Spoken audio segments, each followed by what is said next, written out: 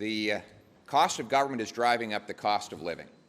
The more Trudeau spends, the more things cost. $500 billion of inflationary deficits mean more dollars bidding up the cost of the things we buy and the interest we pay.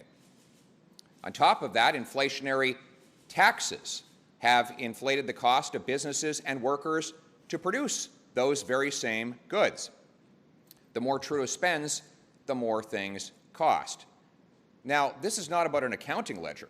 It is about real pain for real people.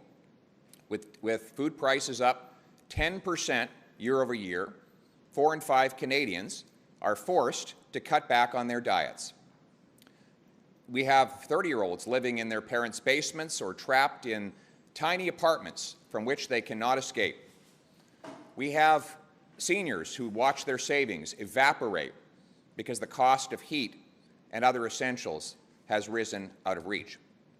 Now, I thought Justin Trudeau might have learned the lesson from the fact that I won the leadership. He suddenly took an interest in inflation. After 2 years of my warning him that his inflationary money-printing deficits would cause this problem, he finally admitted that there is a problem.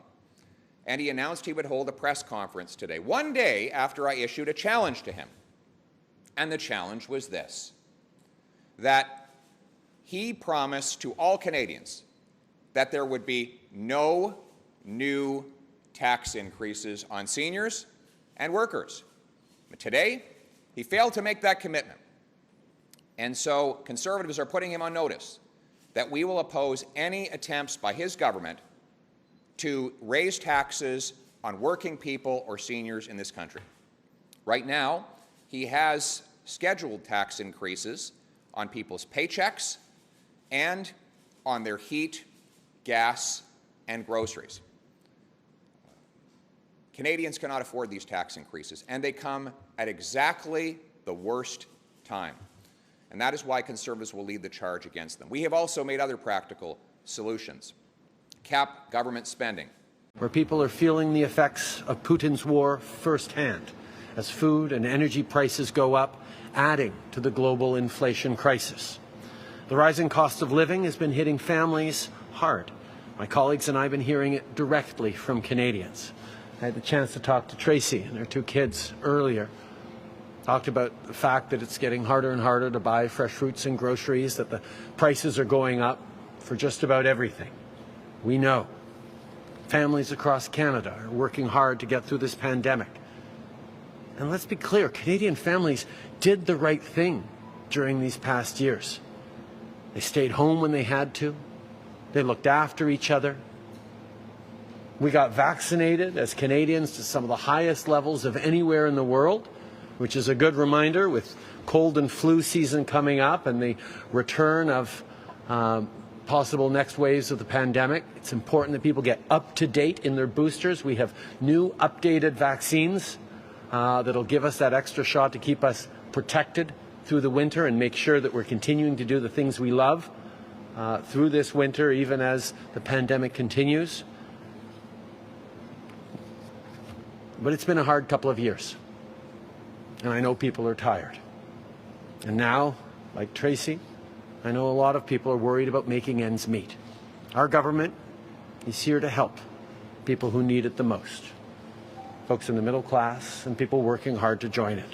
That's why the very first thing we did in Parliament this fall was to put forward the Cost of Living Relief Act bills to help make life more affordable.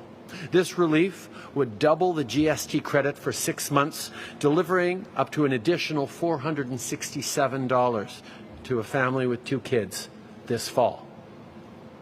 It's going to help about 11 million families across the country, more money in their pockets just as a time as people are looking at this winter with worry that the bills are going to be heavy.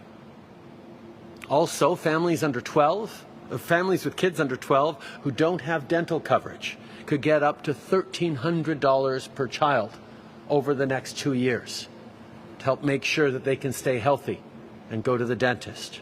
And 1.8 million renters, low-income renters across the country, would benefit from a $500 one-time top-up to the Canada Housing Benefit.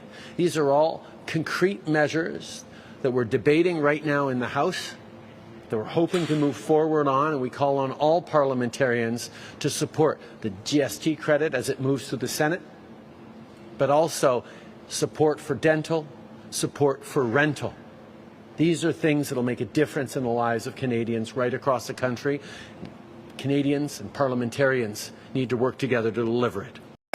The price of food that's going up. We know the cost of everything has gone up, and now slowly we're seeing some of that come down, but the price of food has not come down. In fact, it continues to rise. And we know that families are feeling it when they go to buy their groceries. They're feeling it because they're not able to afford what they could afford before. And what we're noticing, and the clear trend is, CEO profits are up in the corporate food market and the grocery stores, the corporate grocery stores. The corporate grocery store profits are up, but workers aren't getting paid more, producers aren't getting paid more, and families certainly are having a hard time affording it. So that's why we are pushing to investigate the cost of food rising. It's no surprise in Canada we've seen price fixing in the past. In 2018, we were pretty shocked to learn that there was price fixing going on with the cost of bread. So we are no stranger to the potential that there is something going on with the price of food.